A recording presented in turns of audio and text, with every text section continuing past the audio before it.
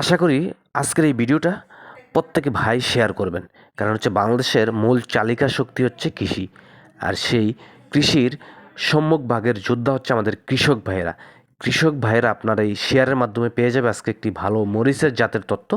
আমরা ভিডিওতে যে মরিচের জাতটি দেখতে পাচ্ছি এটা হচ্ছে এআর মালিক সিডস প্রাইভেট লিমিটেডের আলোড়ন সৃষ্টিকারী শুকনার জন্য বিখ্যাত একটি জাত হচ্ছে ইন্দিরা।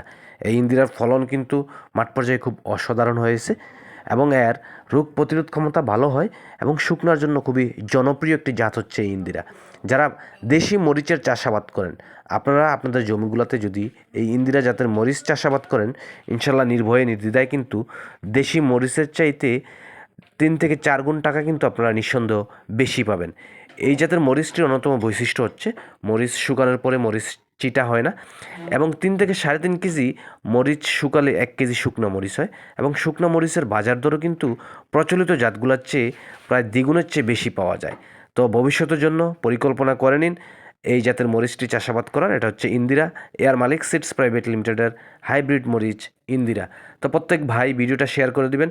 ইনশাল্লাহ আজ এই পর্যন্তই। আল্লাহ হাফেজ।